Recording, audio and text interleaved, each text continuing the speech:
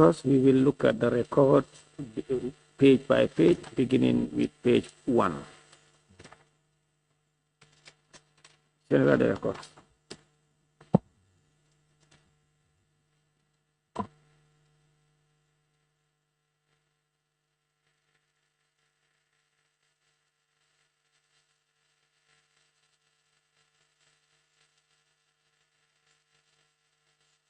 Honorable members, let's begin. Let's start with page 1.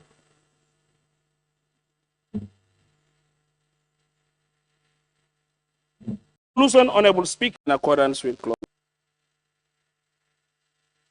Page 3. Mr. Modou Ceesay as Auditor General by Honorable Almamidiba, Member for Fonyi Council. Honorable members, my office is in receipt of a request made by the Honorable Member for Fonyi Councillor seeking permission under Clause 51, Sub 1 and 2 of the standing orders to make a statement to the Assembly on the removal of Mr. Modou Ceesay as the Auditor General of the Republic of the Gambia. Honorable members, having considered the request of the Honorable Member under the provisions of Standing Orders Clause 51, 3, A, B, C, and D, and 51, 5, and noting that the request has satisfied the Standing Orders provision, I now grant the Honorable Member leave to make his statement to the Assembly. However, I wish to draw the attention of the Honorable Members to Clause 51, Sub 8 of the Standing Orders, that the time allocated for the matters of the day shall not exceed 3 minutes for the Honorable Members who may wish to make statement, and time allowed for the matter of the day is 30 minutes. Therefore, I also urge Honorable Members to observe Clause 51, Sub 9 of the Standing Orders for guidance.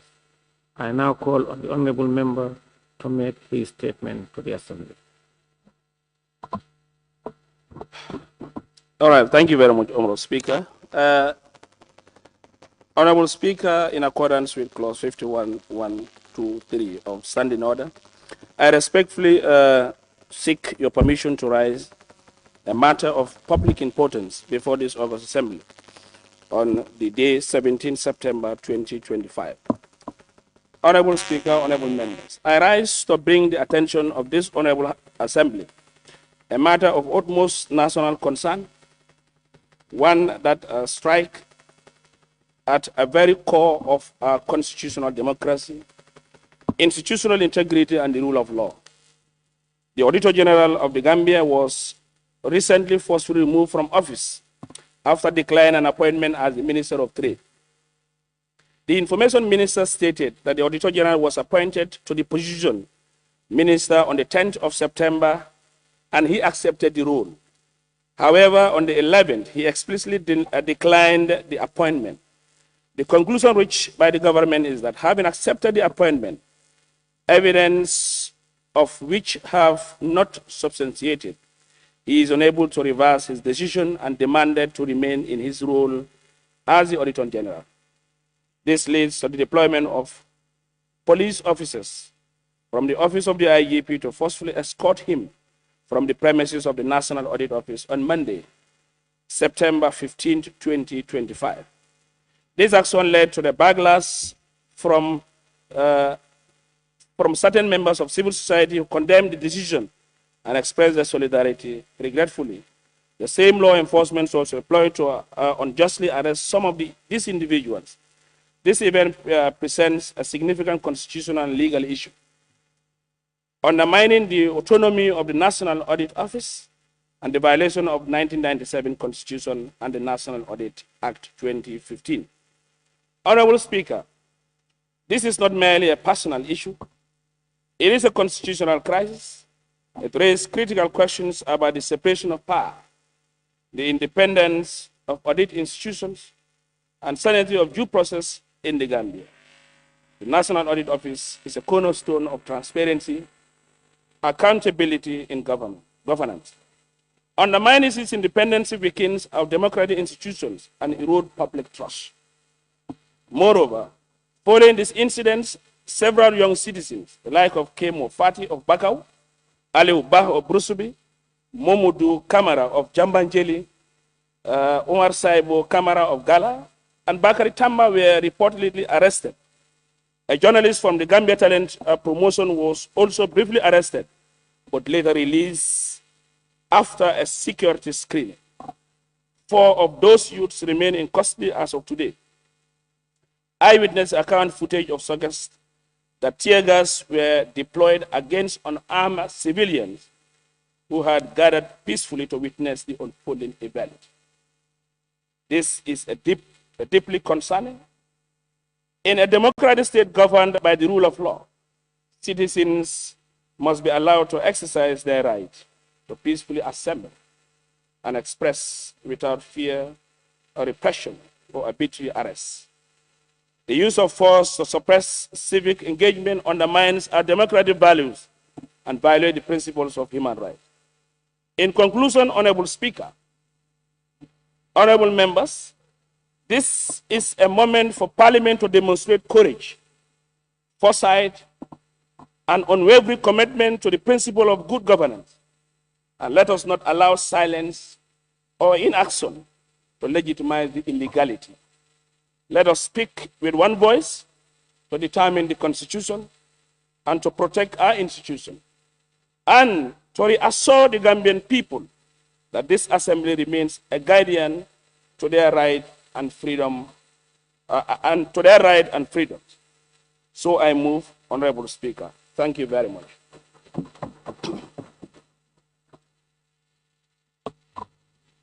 Member for Latikuna Sabiji, you have the floor. Thank you very much, Honorable Speaker, and thank you very much, mover of the motion, Honorable Almame Jiba. Honorable Speaker, what is before the Parliament today is to show to Gambian people, do we have a strong Parliament or we have a weak Parliament? Because this Parliament today needs to rise to the occasion, restore the freedom of expression in this country, and stop the executive interference into public bodies. Honorable Speaker, there are 2 cases to this effect. In the case of in the Ghanaian case of Domilevo versus the state, it was ruled. The Ghanaian Supreme Court ruled that executive cannot interfere into the functions, responsibilities of the Auditor General. In other words, the Supreme Court of Ghana has reaffirmed the independence of the Auditor General. Honorable Speaker, another progressive case to that effect was in the case of Trinidad and Tobago. The Supreme Court ruled, even the executive interference, even the executive initiated interference into the office of Auditor General is unacceptable. This is not acceptable, and the President should change immediately. The President should change his mind, or I urge this National Assembly. The President has violated the Constitution more than its National Assembly members in this Parliament. Because the President has violated the Constitution more than 20 times, and he has only 18 National Assembly members here. I will urge these National Assembly members to initiate impeachment proceedings if the President don't reverse this decision. Thank you very much. Thank you very much, Member for Central Badibu. You have the floor. Thank you, Honorable Speaker, and thank you, Honorable Member of Fonyi Councillor, for raising such an important issue. Honorable Speaker, we are governed by law, and Gambia is a country that has high respect for the rule of law. Here what we see is, we have seen an abuse of office and abuse of authority by the President.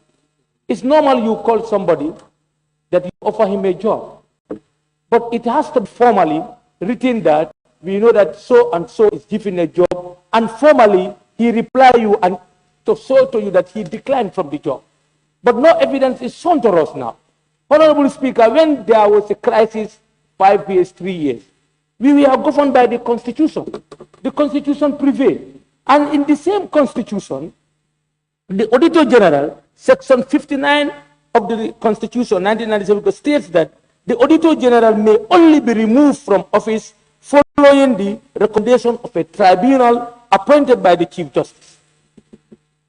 So how can the president just come in the name of promotion that he will be relocated to Minister of Trade?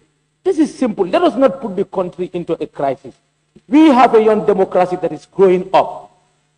We cannot just use our ego or our sentiment to try to, to brutalize people for what? And we see all that is happening. Young people went there, they were arrested, mistreated, their human rights have been seized. So the way we are going, youths are out. If care is not taken, parents will come. And we want peace in this country. Me, I want peaceful transfer of power. I don't want popular uprising. I don't want violence in this country. I want peace. So let us also not for peace. I want to use section 102 of the Constitution, E, to advise the President of the Republic. As a National Assembly member, I have all the powers to advise him to make sure that this matter rests down. Let the Auditor General be given his ability, the job that he requires to do. No interference with his work. Thank you. Member for Janjambure, you have the floor.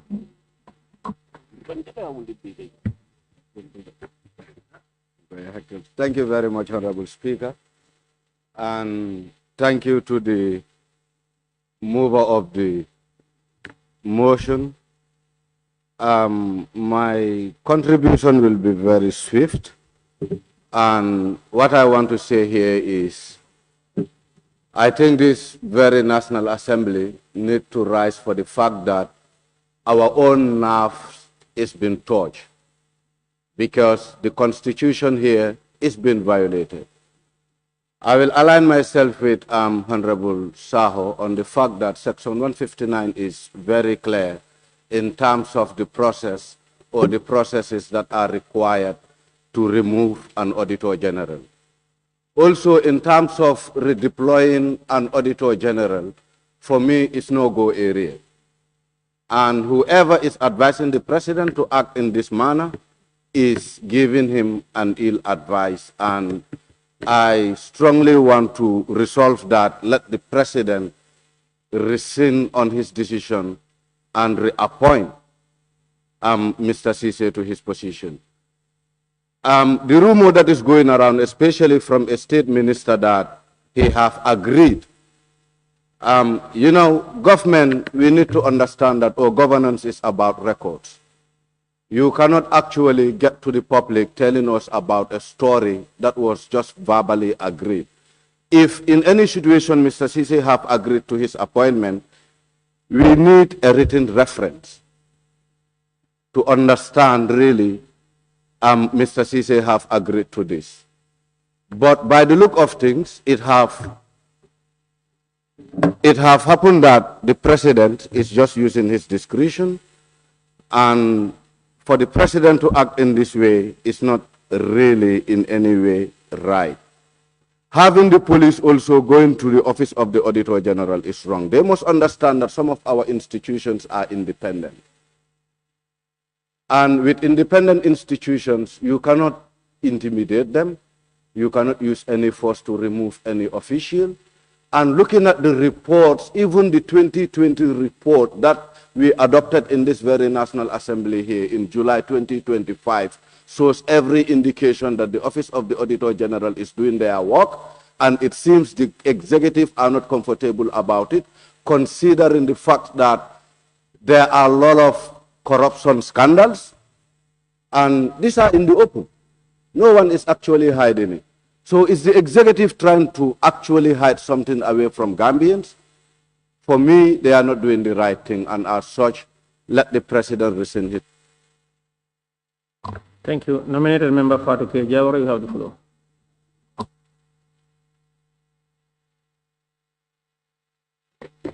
Thank you very much, Honorable Speaker, for the opportunity. I am very happy to stand here today to make my contribution.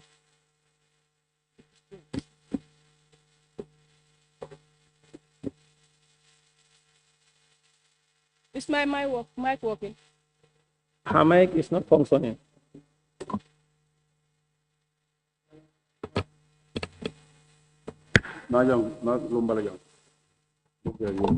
Honorable Speaker, thank you very much for the opportunity.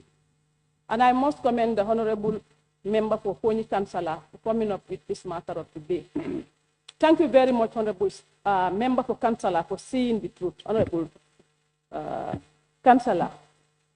Honorable Member, before I begin my intervention, going through the document where the Honorable Member stated that the Constitution of the Gambia 1997 guarantees the lawful assembly of the youths who assemble at the Auditor General Office. They should not be arrested. Thank you for him to speaking the truth when he was put to serve under a brutal dictator for 22 years. And he had the opportunity to speak about those injustices, but he rather keep mute about it. Honorable Speakers, going through the document, Honorable Speaker, who is responsible for hiring and firing of the Auditor General? And who is responsible for the promotion of the Auditor General? What hand did those youths have in the removal or the promotion of the Auditor General? We cannot accept two individuals to continue to harass government officials, democratically elected government, who was elected in the hand and sweat of Gambia. We cannot continue to see them brutalizing them. Honorable Speaker, Gambians went through a lot to form this new dispensation. And I know majority of those youth are not part of those who form this those who form part of this democratically elected government. Those who pay the heavy price will pray for the country to move forward because we know where we came from and where we are heading to. This is a Gambia. If you think that I don't know what I am saying, it's like a sitting room at a bedroom. You may think that you are in the bedroom, you know everything, but I myself or somebody else in the sitting room also was privy to many information. A lot of those youth, I'm not saying all of them, family members served in the previous government. One of them who think that he is the most outspoken, most aggressive one, father was one time wanted for corruption. We all know the person who was suspended from his school 6 months for diverting a school feeding program food to go and sell it outside the Gambia. We know a lot.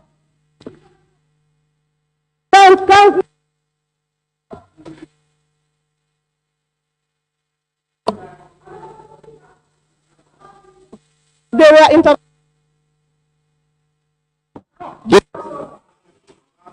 Thank you. Let's go on. Thank you. Thank you.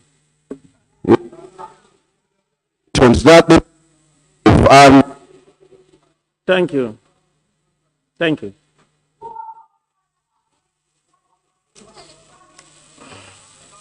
Thank you.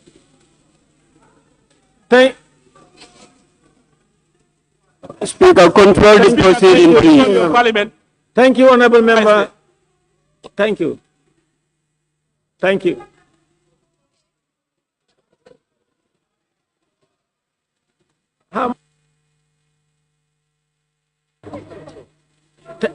Honorable Member, please take your seat.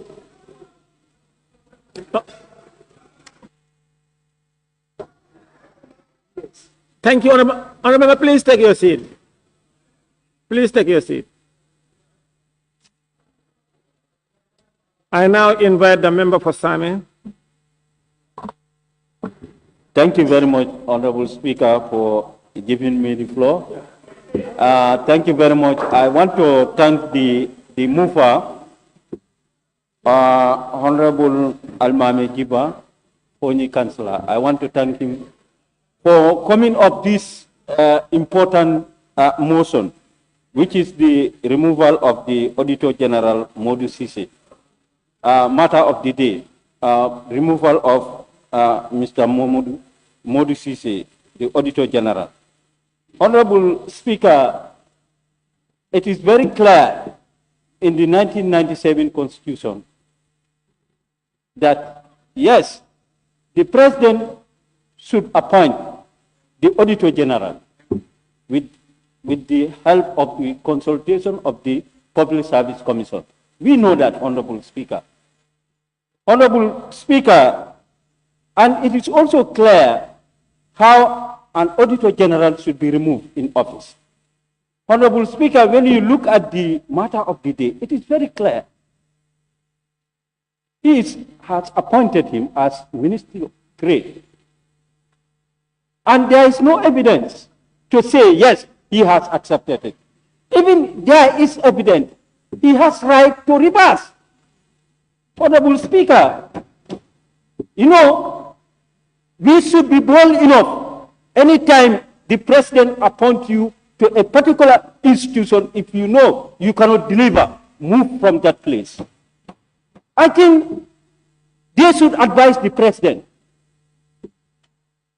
When we are doing the appointment, we should look at the qualification and the institutional memory of that person.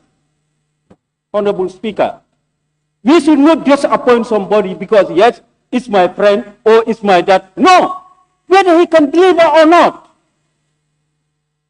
So he has decided now he wants to come back as Auditor General, and he is doing well. I think they should advise the President. The President should not allow anybody to create commotion in this country. We want peace. We want peace. He has power.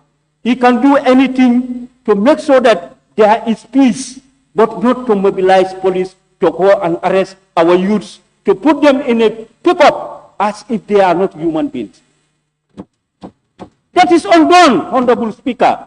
And the President, please, if they are not advising you, I'm advising you, please, don't create commotion in this country. Please, advise him wisely, please. He can do anything to... Thank you. Minority Leader and Member for Birkama North. Thank you very much, Honorable Speaker. Honorable Speaker, strictly the office of the Auditor General is independent, and that is guaranteed in the Constitution, and therefore the President does not have the discretional powers to remove the Auditor General or reassign the Auditor General to any ministerial position. The issue at hand, Honorable Speaker, is the President announced the removal of the Auditor General the President announced the removal of the Auditor General and then appointing him as Minister of Trade. And it is said that the Auditor General rejected the said appointment. And there is no evidence to ascertain whether the Auditor General has accepted the said appointment, even whereas the Auditor General accepted the appointment. Considering the office of the Auditor General to be independent entity, this will require the Auditor General to first resign from that independent office before he could be given a political appointment. In the absence of that, Honorable Speaker, it will be rather infringing the independence of the office if the President should remove the Auditor General on the pretense of reassigning him to a ministerial position. Honorable Speaker, this action of the President requires an interpretation to set the record straight. Otherwise, our democratic institutions will be collapsing. And the Parliament is part of it, the judiciary is part of it. Here is a situation a member called for the President to reconsider his move. If it was done in the good faith, as he put it in the statement, based on the competence of the Auditor General, he has been reassigned. On the other hand, if the Auditor General is not accepting, because we are to count on evidence, if the executive has any evidence to establish that the Auditor General has accepted the prior appointment before rejecting, let that be produced. What is available before us is that he rejected. Then that means that is the position.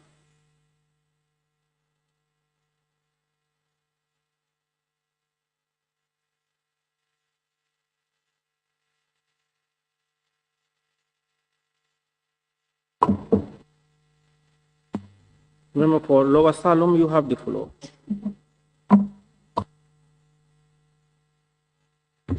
Thank you, Honorable Speaker, for giving me the floor. And Honorable Speaker, is unfortunate. Unfortunate incident that we don't pray for.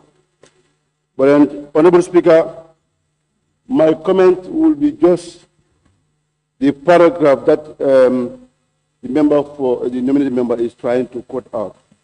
That is the moreover the following incident, several youths, citizens came of party and others. Honorable Speaker, I must thank the National Audit Office staff, especially their lawyer. On record, he said, we allow the police officers to do their job. Let's not stop them doing their work because they are here for an official mission. You see, this person knows the law. That they are we are guided by the law. If you think there is an issue, we have the Supreme Court. There's no party who owns that Supreme Court. They deal with the law.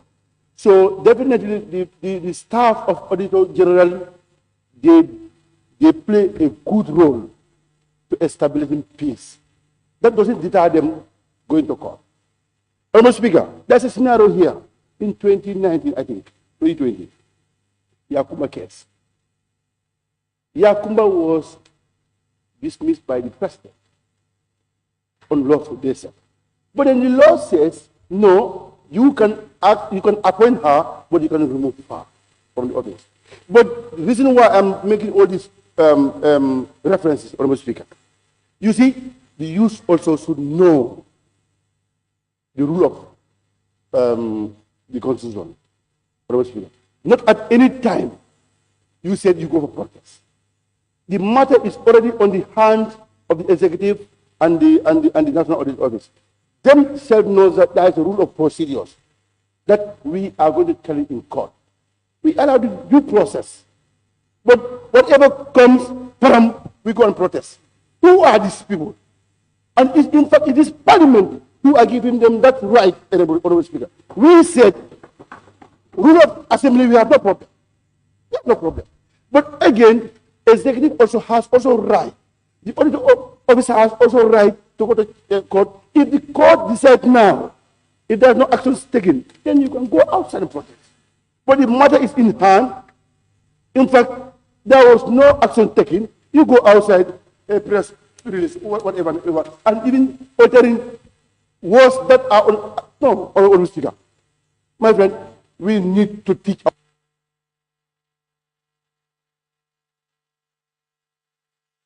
Member for Lower Badebo, you have the floor.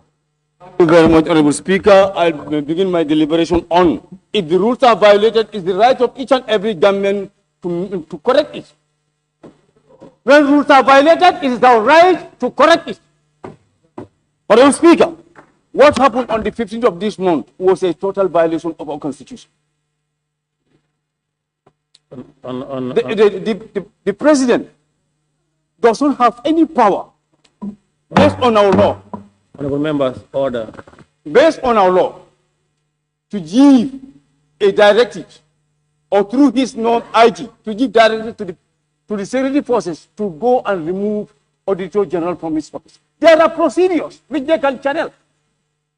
Section 1584 and Section 155 and Section 159 clearly spelled out how the AG can be removed from the office. Why should we not use our executive power to go against our own law? Why? This should be condemned by each and every one of us. If you have this country at heart, condemn it outside here. We are not here to serve an individual. We are serving government citizens. We are serving government. That would be needful. Madam Speaker, it is not about personality or qualification. This is about rule of law, the Constitution. Madam Speaker, we cannot be silenced on this issue. And this is not about Ceesay. It is about the office, which belongs to each and every one of us here, irrespective of who you are, which political party you belong to, which tribe you belong to, which religion you belong to. This is our national document. It must be protected by each and every one of us, Honorable Speaker. But what happened was a complete violation of the rules, of the laws of this land. Honorable Speaker, appointments should not be imposed on us. Appointment is a matter of choice. And the person who was to actually redeploy to another portfolio, he declined it. Verbally, either verbally or writtenly, he said he doesn't want to go take up the appointment. Why should they impose on that appointment on him? His rights were violated, and all of us should speak against it so that we can correct what is wrong. Thank you so much. Member for Nyamina Dankunku, you have the floor. Thank you, Honorable Speaker. Let me also join my colleague to thank the member for Councillor for bringing this issue as a matter of a day. Honorable Speaker, what we are discussing here today, it is about the deployment of the Auditor General to the Ministry of Trade that turned into crisis. And then, Honorable Speaker, the constitutionality of this matter now, we have seen the process. Maybe they will be leading to court. There is a lot of debate. The president cannot remove him, the president can remove him. But that finally, that will be decided now at the court. Honorable Speaker, for me, the issue I have, if I was to advise the president on this matter, you know, sometimes when you lead, don't allow to put speculation in the mind of the people. There was a lot of issues trending in the newspapers. There were a lot of audit issues that are pending. The executive did not act on it. At this material time, if you want to remove that individual, you will be creating a lot of speculation, unnecessary speculation. And that's the position we are here today. The other issue, Honorable Speaker, it is about Modou Ceesay himself. I don't know whether a thorough background was did before the action, the action of redeploy him to the Ministry of Trade was done. Because currently, as the Auditor General, at that time, he is the chairperson of the governing board of African Professionalism Initiative. He is having this portfolio internationally, and that is putting the image of our country at highest level at the international cadre. Secondly, as we speak today, the Gambia National Audit is the auditors of the African Association of Supreme Audit Institutions. It's another achievement. Whether a thorough background was checked, because maybe once we remove him from that office, we are losing this thing at an international level. For me, this is why I say I don't know whether a thorough background was deep before the action. You see, when a citizen of this country is raising the profile of this country, what we should do is to clap for him and congratulate him. And Honorable Speaker, I am very worried. I am a strong supporter to the president. But you know, sometimes when matters happen, we have to look at history. For since 2017, when this government came to power,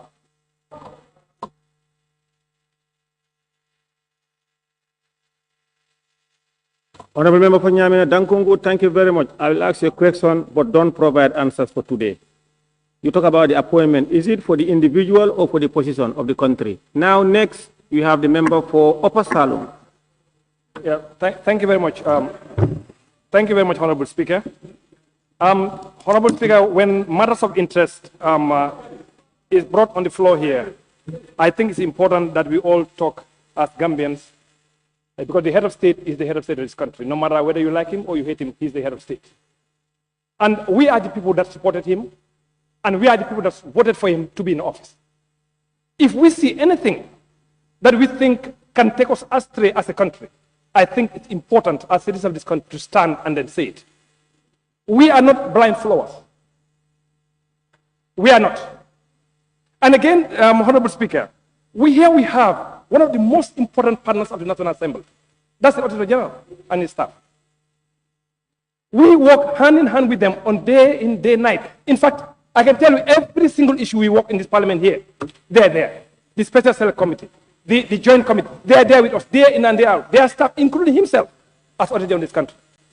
Now, if we see something happening in his house, it's right for parliament to stand and talk about it, because you cannot watch when your neighbor's house is burning. You cannot watch until everything's done. You go and check on your neighbor. We cannot do that. And the reason why Honorable brought this thing is for us to dialogue, for us to discuss as citizens of this country. Honorable Speaker, this country is governed by laws. And in fact, that's why we are a democratic society, because we have laws that govern what we do. But we must also understand that the Constitution and other acts of Parliament, they created independent institutions. And when independent institutions are created, they also create laws on the vacation of offices, appointment and vacation of offices. These are crucial things. Honorable Speaker, deployment or redeployment of the Auditor General is not synonymous with the Auditor General. They are not. Deployment or redeployment of the Auditor General is not synonymous. They cannot be. You see, when you look at section 167 of the Constitution, it tells you about appointment and dismissal. That is a general clause. But where a specific clause exists, it actually overrides. And I think this is actually common sense. The general clause only will be applicable where there is no specific clause in our laws. But there is a specific clause telling you exactly the vacation of office of the Auditor General. There is a specific clause that tells the vacation of office of the National Assembly member. It tells you in very clear terms. And I think if you go back to history, the case of Yakuma Jere also comes to mind. The general clause was used, that's section 167, but the court says no. Where specific clause actually exists, they must be used. They cannot override. So specific will always override general. And general will come into term when there is nothing else to do with that. But Honorable Speaker,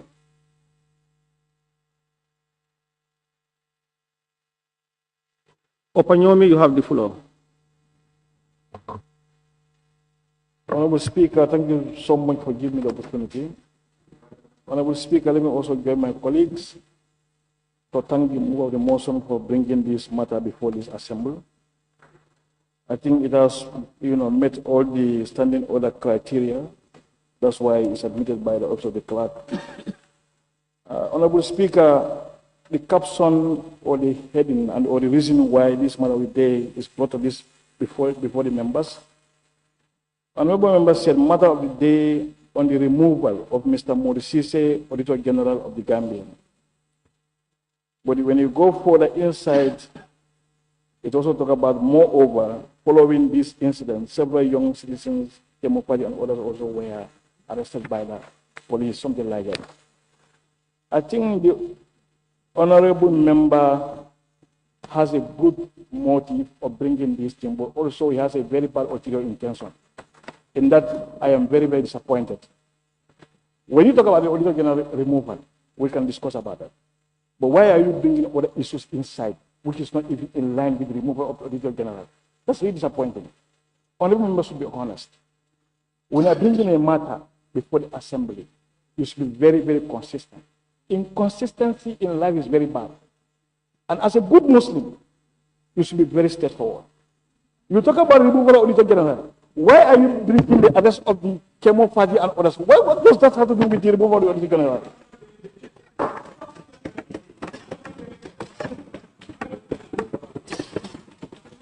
Why? What the incident that has happened is unfortunate. And the president did not impose the ministerial position on the Auditor General. We all were informed that verbally he has accepted it. So he was supposed to take the ministerial position. So if that happens, why the case is before the courts? What can we do? Let's allow the courts to give their judgment. But I'm advising the honorable member, let him be consistent. He can't be inconsistent in this assembly, and we'll talk about it. Thank you so much. Member for Joshua, you have the floor. Thank you very much, Honorable Speaker. And thank you to Honorable Giver for coming up with this matter of the day. Honorable Speaker, I think we have to be very clear here. When we quote section 158(5) of the Constitution. Let me start with the head of states. These are powers vested on him to appoint and also to remove. But where did he derive these powers from? It's from the Constitution. And section 158(5) is very clear here, how to remove the Attorney General. Let's talk about the very person that we are talking about with Modou Ceesay. Can we evaluate him? Is this there the word inability? It is happening. What is he doing? It is doing is right. Modou is doing very well. We interact with Modou. We work with Modou here at PEG. In our committees, we work with Modou. So with the issue of inability, it's not the case. I think we are all Muslims and we are all brothers and sisters in this country. If things are going right, we make it right. If things are going wrong, we try to rectify things. This country must move forward. Without it, we are in trouble. Yes, in 2017, I didn't vote for the president. But in 2021, I voted for the president clearly. So if I love the party that I'm supporting, you must face the party I'm telling the reality on the ground with respect. Modou is doing the job right or wrong. If he's doing right, allow him to be there. You appoint me to go to transfer to Joshua. You write to me, I came back, I say, I want to go stay in Banjuluddin. Leave me there, and the one you took from Serakunda to Joshua, leave him in Joshua.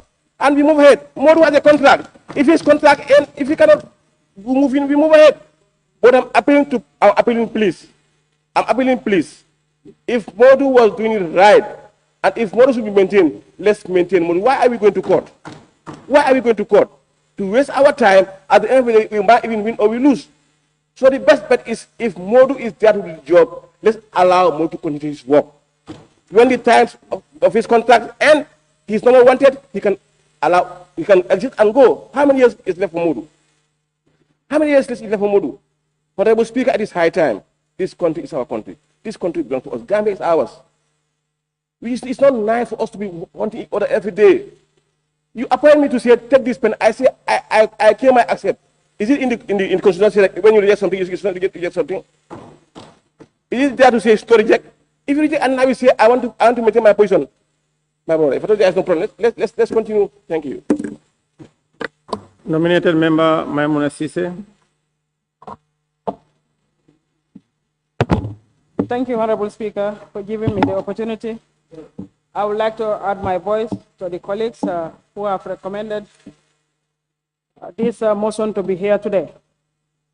Honorable Speaker, for me, I don't think I have much to say. Are we talking about the removal or we are talking about the redeployment? And we have to understand one thing here. The presidency is the most highest position in this Gambia. And when you have a tete-a-tete with the president, I know he's somebody who relies on people's opinion.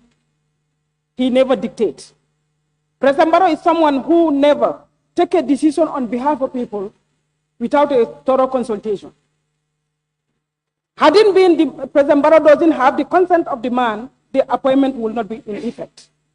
But you sit down with the president, have a thorough discussion about the ministry, and he lay his concerns why he want to deploy you to that ministry, because he has shown a potential in you where you are delivering at the Auditor General. Because of your expertise, what you were doing over there, he thought that if I deploy you to Minister of Trade, you might do better, you can reshape it again. After giving a concession, you left his office. You went to talk to whoever.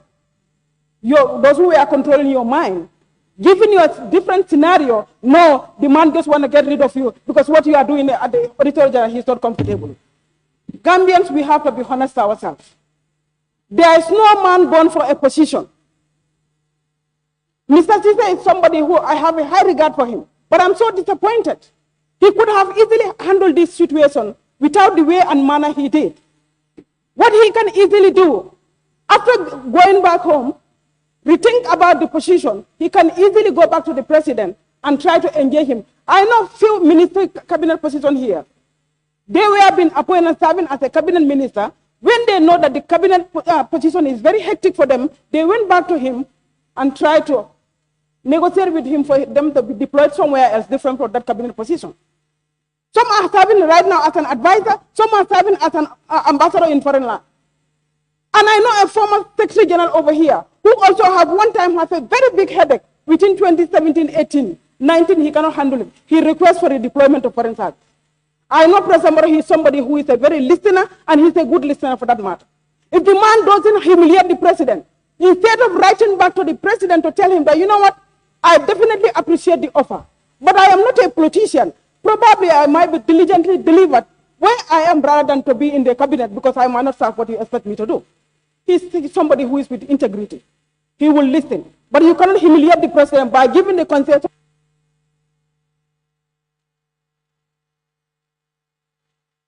Honorable members, I think we are running out of time. We may draw the court in very soon. I will now allow the member for Banjul note, and then probably we draw the court. Honorable Speaker, my talk has been up. Thank you very Since much. the inception, my talk has been up, and you refused to call me. Honorable member for Banjul note, please continue. You cannot you cannot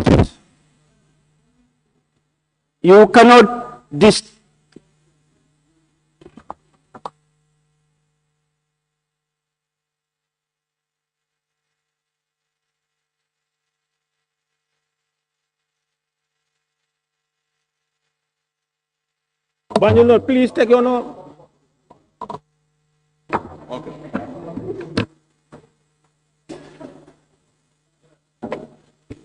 Hello. Yeah, thank you very much, Honorable Speaker, for giving me this opportunity. Honorable Speaker, I will first want to commend the member for Pony Kansala for coming up with this important matter of the day.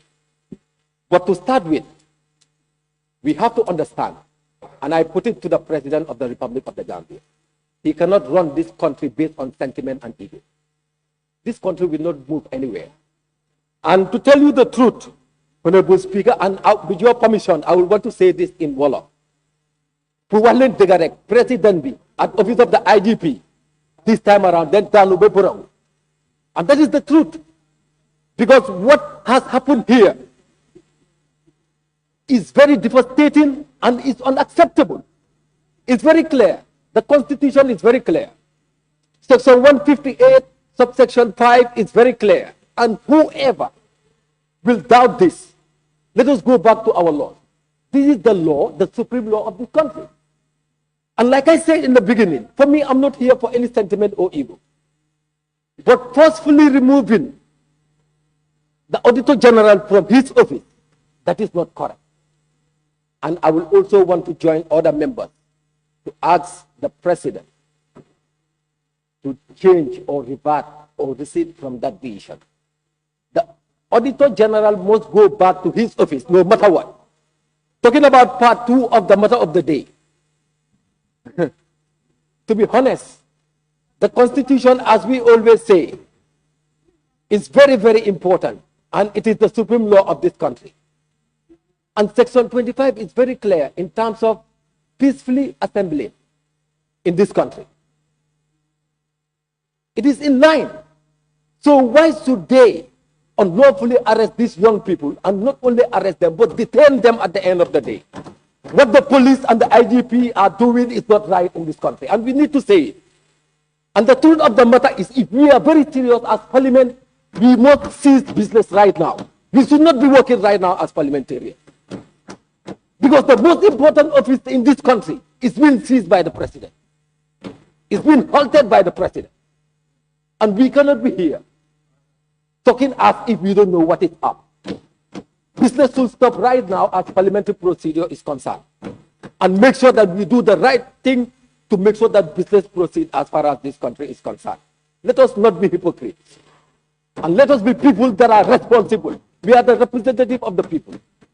And you know exactly what I'm talking about. The issue of integrity, I don't know for others, but for me, single-handedly, I would never compromise with it.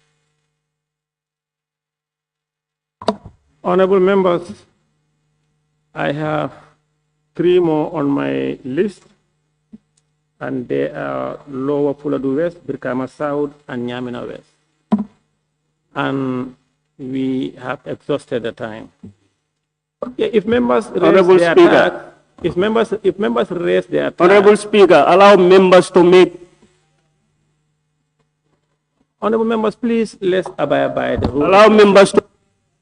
Don't do that, member for Brikama. Member, we have been here. No, what I'm telling you, in fact, you have not made it on my list. You are not on my list. I am not disputing the fact that you may have raised your tag. Wallahi, I'm not disputing that. But what I'm telling you, wallahi, you are not here. I have not seen your name. That's what I'm telling you. You cannot abuse me. Don't do that. Don't do that. My aide told you you're on the list. Is that correct? That's what he told him. Who told you you're on the list? Which one of them? You come and check. Or you yourself. No, you yourself come and check. I am telling you, you are not on my list. I don't want you to continue disrupting proceedings. You are not on my list. I will not call you when you are not on my list. It's not possible. It's not possible. You are not on my list. The member for Brikama South, you have the floor. Thank you very much, Honorable Speaker. May I cease to thank the mover of this important matter. Honorable Speaker, to be very much honest with you, the trend in which this country is going currently, I'm very much worried, especially going towards this electoral cycle. The matter before us is very important, and a series of constitutional provisions are very clear in respect to the removal of the Auditor General. But one thing I want us to understand perfectly, if you are appointing somebody, especially a position of Auditor General, you need to communicate officially with a written document. And in fact, the acceptance also has to be in the same way. Well, it cannot be verbal. In fact, the trend in which there is a crackdown on civilians in this country we have to look at it differently. Because what is important, the biggest custodian of the constitution of this country is the president. And we have to be careful. The more we use security denomination to crack down on the civilian for their right, which is extremely important. In fact, they have right to assemble. But if we go continuously using these people to come and intimidate them, this will make all of us disgruntled.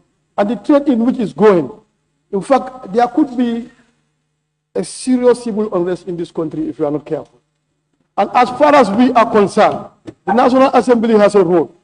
The executive has its own mandate, National Assembly has its own mandate, likewise the judiciary. We have to be careful. And the trend in which this is going to need to stop. It's very easy for us to do it. There are procedures.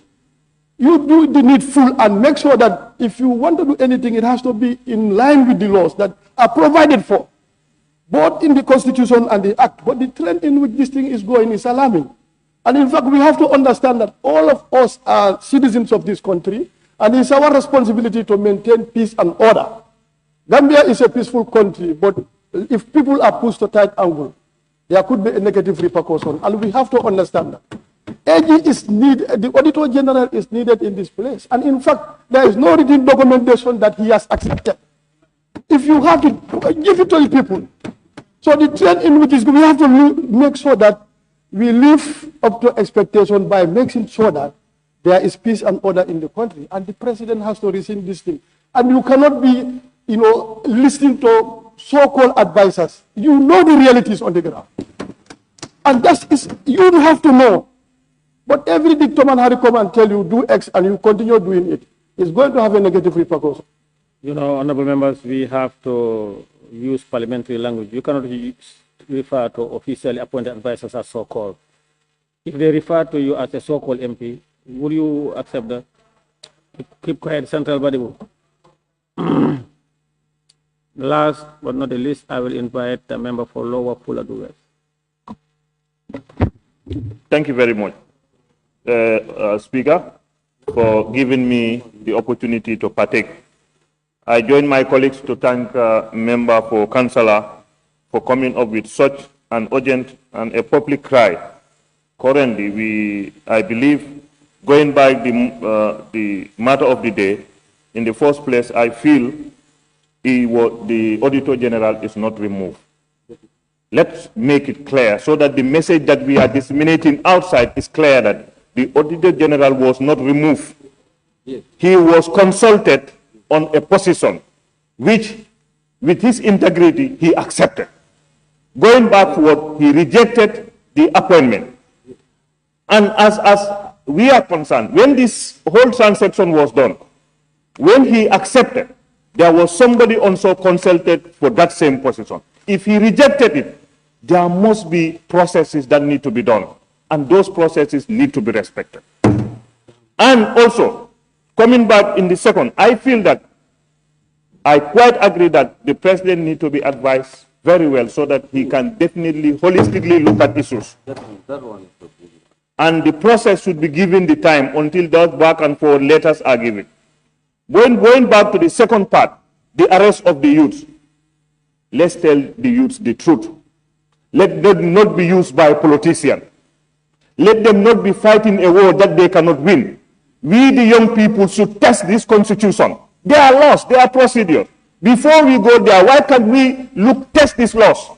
These laws were tested during Barrow's time, and we can see the Yakumba Jaites case. Why can't the youth be so sensible, so smart, and understand the better way to fight is using the constitution? Why are they running away from the constitution? And I thank the police for making sure that peace and order prevails. This country cannot go ungoverned.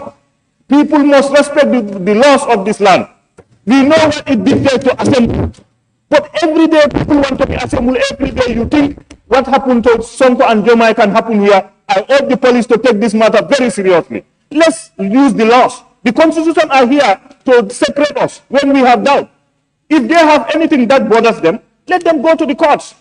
And I am asking member of parliament, we are the lawmakers. For the fact that we are the lawmakers, we should be respecting the laws that we are making. And we should be testing the laws that we are making. If you are making a law and allow other people to flout it, that's wrong. Let's use the right procedure. If they feel that the constitution is violated, the only place that you can go and make this remedy is done, go to the courts. But now if members want to brag and also want to show the glory, me and my integrity, where is that? Your integrity is your law that we are making. You are with integrity. The integrity is the law that we are making, and we want these laws to be tested in court. Thank you. Order, honorable members, order, please. You allow members to express their opinion. No, members, when you are on the floor, you want members to listen to you. So if they are expressing with a different opinion to yours, please keep quiet and allow them to do that. No, keep quiet. Clerk, we may proceed. I want to thank everybody that does it. Huh?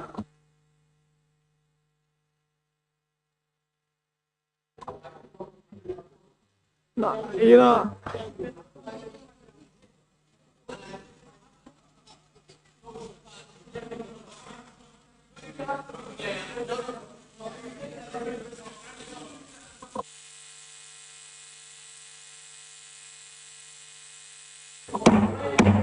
Order, honorable members, order. Yes, of course, you are last on the list, but I was just trying to appeal if we can stop there.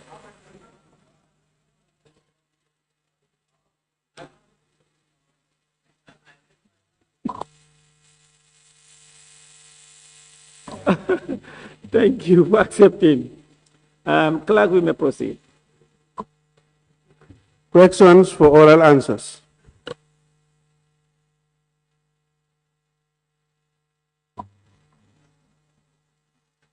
Honorable members, as per the order paper and order 41.1 of the standing orders, today is question for oral answers. Furthermore,